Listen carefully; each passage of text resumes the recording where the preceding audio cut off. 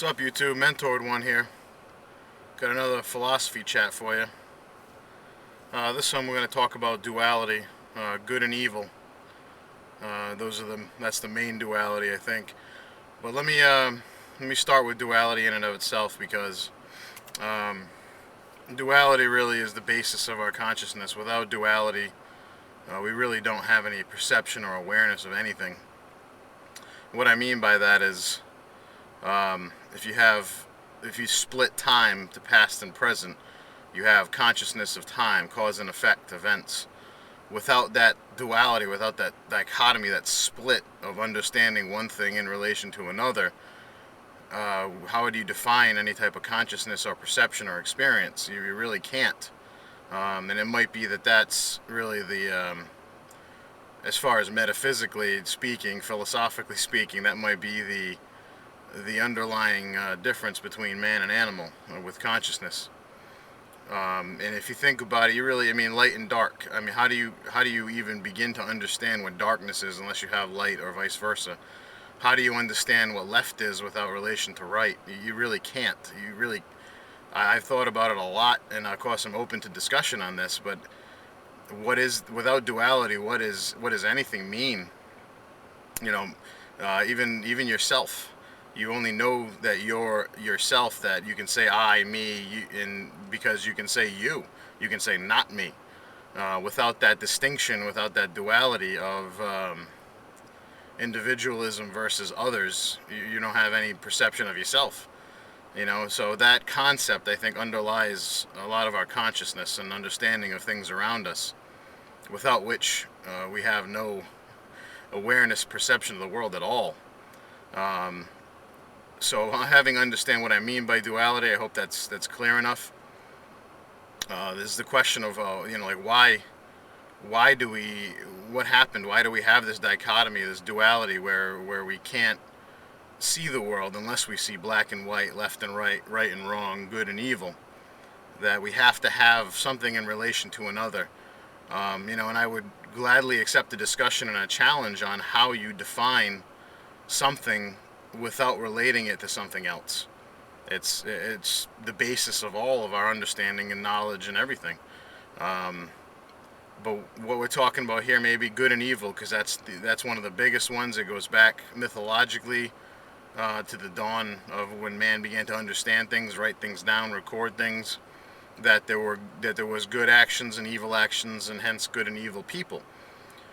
I don't think too many of us would argue that there's evil in the world. When you see somebody, you hear about, like a mass murderer or a serial murderer, or, terrorists, or whatever you want to label these people or these actions, we say that they're evil.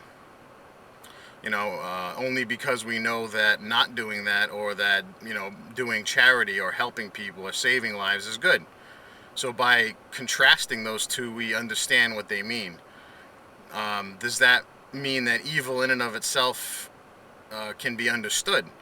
How do you understand something is evil without knowing what is not evil? And then what kind of meaning does that have? What does it mean to be good if it only means that you're not evil? And if we define somebody as evil, does that just mean that they're not good? The definitions become relative to one another, and then whoever can define those terms, whoever can control that definition of those terms, can control the perception of reality as we know it. And that's a troubling thought, because whoever's at the reins and whoever says, okay, these people are doing something evil, and can get the public on their side, can get people to agree and say, yes, that's a definition of evil, then doing something to stop it becomes good. And we see that in the world today.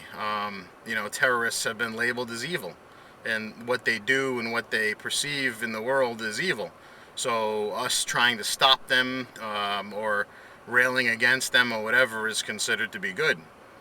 Is it really good and evil, or is it just, are we just playing with semantics here, and we're just, this is our label and that's your label, and our label is right and yours isn't? What enforces that? Does that just become a matter of force then, that you can force your will of good and evil or right and wrong on somebody because you're stronger? That's pretty primitive. Not to say it's wrong, and I'm not saying that force and power isn't the essential tool of understanding. It might be, but as far as human consciousness goes, it's a very fluid thing where you can have this relation to one another of good, evil, right, wrong, and that can be redefined as time goes on. Um, that means that these things aren't really fixed, and that throws into question a lot of the principles of like morality and ethics and practices that keep a society or a culture together. There was a class that I was in college that talked about the good, the true, and the beautiful being the defining characteristics of a society. What you agree on that's good, what you agree on that's true, and what you agree on that is beautiful. So you're talking about art, ethics, and morality. And when that can be redefined and reshaped, it means that those things aren't fixed, and those things, there are no absolute principles then at that point. And if there are absolute principles, where do we derive them from? A lot of people say faith, and then what do you do with extreme faith, where the principles of good and evil are radically different, and it drives them to do different actions? Are they in turn evil because they're taking actions that we define as evil? And whose definition is the right one? Is it just because the culture and society we live in, the morals and ethics of our society, the good, true, and beautiful, is that scrawny, supermodel beautiful? Or is that just the definition we've adopted? If you go back far enough, a heavy-set woman was defined as beautiful because of her ability to bear children, to endure sickness, and things of that nature. And now that's changed, where it's all about, the visual attractiveness becomes beautiful in the eye of the beholder. I mean, what absolute definition do we have when we examine duality here? And good and evil, forms the basis of religious traditions, of moral, practices in a society, of law, and underpinning all that, how do you enforce your definition of good or evil? Isn't it a matter of the strongest? Is this just a intellectual adaptation of survival of the fittest, that the strongest wins, and in this case the strongest one can enforce their values of good and evil, right and wrong? It's a troubling question to me. I don't know if you guys have thought about this at all, and what you believe is right or wrong, or when you look at even mundane things in your life. Somebody cheats on their girlfriend, and their girlfriend's railing, saying, "Oh, that was horrible and wrong and evil." Yeah, no, I guess. By whose definition? Not you may have personal dislikes for it, but are those personal dislikes cultural mores that you've adapted to your own, understanding of the world? And we really can't discount the fact that we're programmed from birth with traditions and values that we then accept as our own.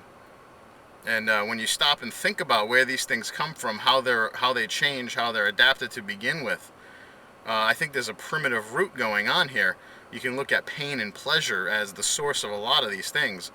If something is painful, it can become evil very easily. It can be a moral and an ethical evil to inflict pain. And that's more of a biological and instinctive reaction than it is an intellectual one. We've just kind of coded it with the intellectual understanding of duality, but at the root of everything, we're talking about very primitive impulses. Homeless, starving people, we consider that to be, maybe an evil or something that's wrong in society, and we should fix it. Because nobody likes to starve. Nobody likes to be out in the cold. We want to have shelter, we want to have food, we want to be comfortable. So to not have those things becomes something that is wrong. But is it really, is it just the understanding of things that based on pain and pleasure, and not really any absolute principle? Are these absolute principles God-given for people that may believe that all of our rights are from God, or are inherent in our being? What is right and wrong? You go back far enough in the roots of some of the religious traditions, and the values of right and wrong are not our values anymore. We don't practice them. We may lip service them, but we certainly don't live them. So what becomes of principles at that point? Can they change, and should they change? or is duality being is that the tool that we can shape and reshape our consciousness and in turn shape and reshape society? And if it's that fluid, then how comfortable can we be labeling something or someone good or evil or right and wrong? Where does the line become where we understand that these values and traditions are things that have been taught to us and are programmed into us and are not absolute values? I think we see that a lot today. I think today we see a lot of relativism, where we say, oh, this is right or wrong for this person, and there's the term shades of gray, where there's not really absolutes. It's kind of depends on the situation. That creates a lot of problem, because if society is glued together by the understanding of right, wrong, good and evil, the true, the good, the true, and the beautiful, if that's the glue of society and culture, when those become relative, society and culture falls apart, and it has to reshape under new values. And I think we're seeing a lot of that today. Society's breaking apart and fragmenting. I mean, religion has totally fragmented, because within religious understanding, there's differences of what's right and wrong, good and evil, good, true, beautiful.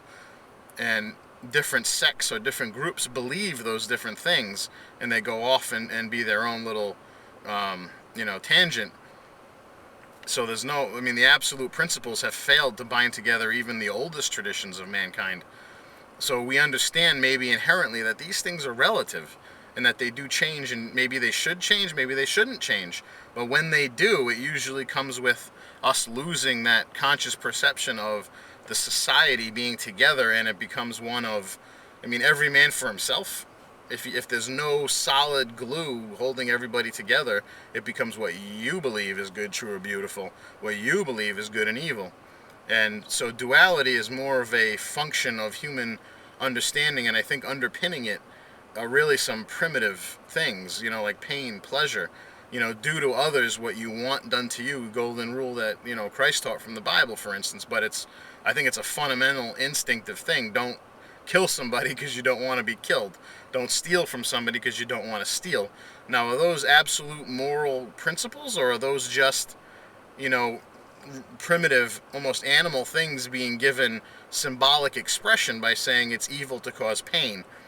Because you don't like pain biologically, you don't like pain. And we're programmed biologically, genetically, to avoid pain. For the most of us, I know there are some interesting folks out there who like pain, and to each your own, I guess. But for the most of us, we don't want to starve. We don't want to be in pain. We want to avoid those things, and that translates into that symbolic expression that comes out of us, where we say these things are evil, these things are good, these things are bad, so on and so forth. But when you have a lack of cohesion with a group of people on understanding what's good, true, and beautiful, can you then have those same people existing together, unified together? Now, if somebody comes along, Hitler is an example where his values became a glue or a driving force for the Nazi movement. Now, whether that's good or evil is really irrelevant. The point is, through force, through charisma, through dialectics and Machiavellian tactics, you can engineer the good, true, and beautiful, and create a society. So underpinning it you talk about animals, the strongest animals become the leaders and can shape a society by their actions, whether they're fathering children, whether they're defeating rivals. So there are primitive actions going on underpinning this. Now, the Hitler example might be a poor example, but I think it works when you look at how force can be used, where you can manipulate the good, the true, the beautiful, the duality of reality, to shape and create something. So then does duality become just something that can be controlled? And who's in control of this? Are each individual, or are we just being puppet stringed to believe and to act upon the duality that we've been fed? I think it's an important question, and that this conversation that we're having, I think I'm going to expand on it later. There's specific things with religious traditions and specific examples of philosophical concepts that I'd like to get into with duality, because I think it's fascinating, and I think, like I was saying earlier, it's the linchpin of our consciousness, and it's worth exploring. So I hope this brings up some good discussions, and thank you for watching. Peace out, YouTube.